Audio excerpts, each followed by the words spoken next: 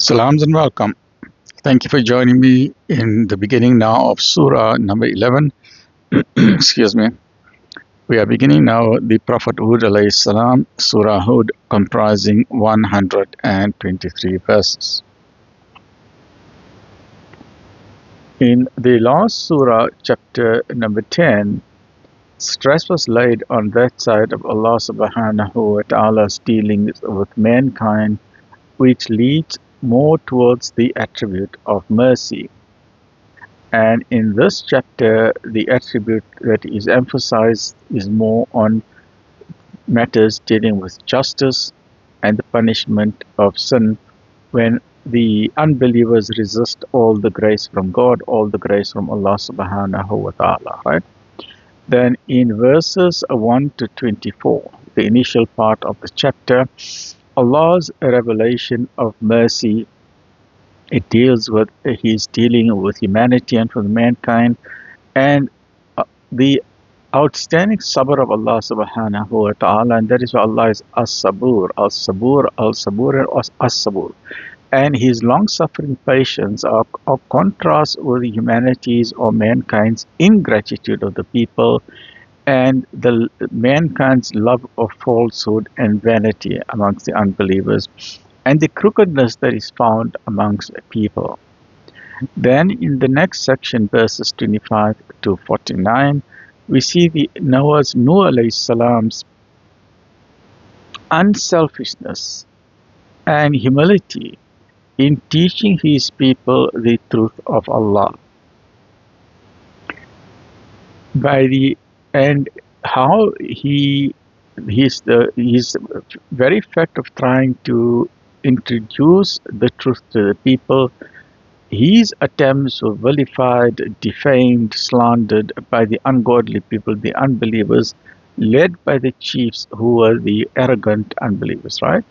And his message was ridiculed and rejected. And this is what many messengers have found as an experience throughout history.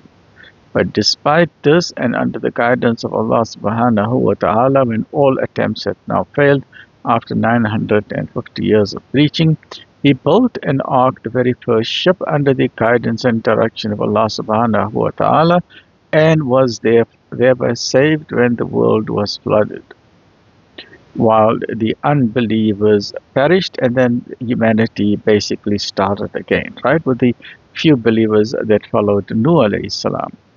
Then in verses 50 to 68, Nabi Hud alayhi salam, the Prophet Hud, preached to his people, and his people were known as the Ad people.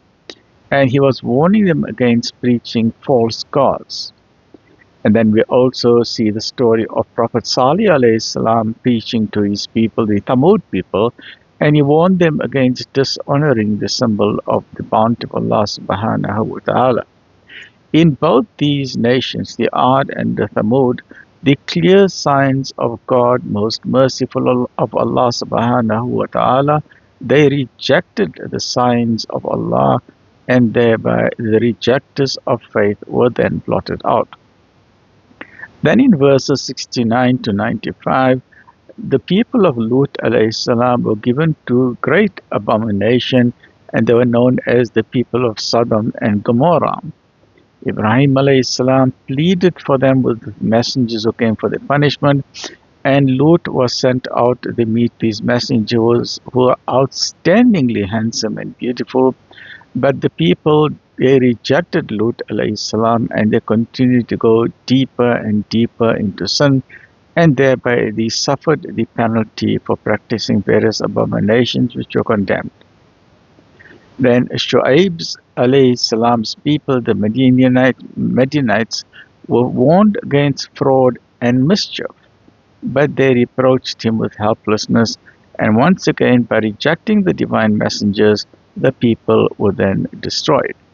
Then verses 96 to 123, it is arrogant people. The symbol of arrogance is usually Fir'aun or Pharaoh. And it is usually the arrogant people who mislead the ordinary man and woman.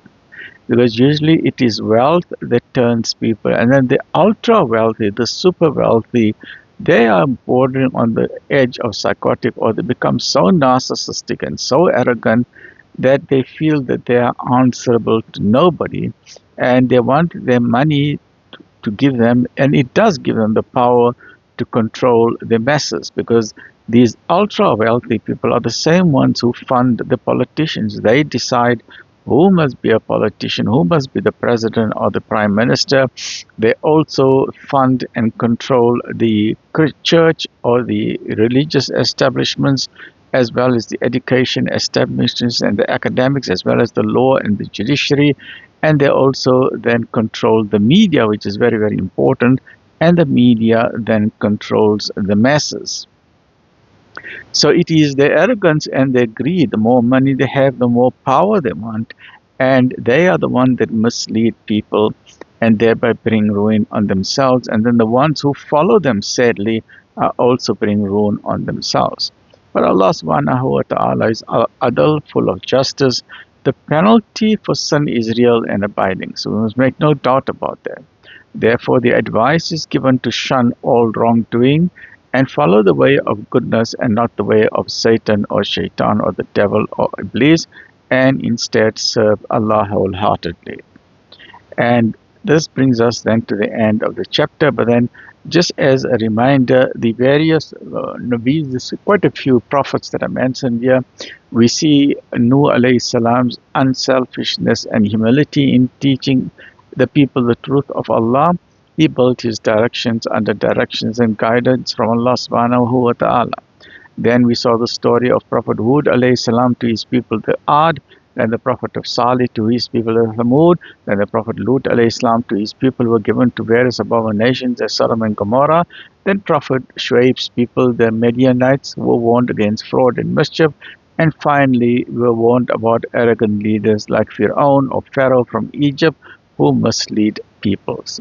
Join me in the next episode as we now begin with the verse by verse, just simple reading, basic English for beginners. Stay well, look after yourself. Alhamdulillahi Rabbil Alameen.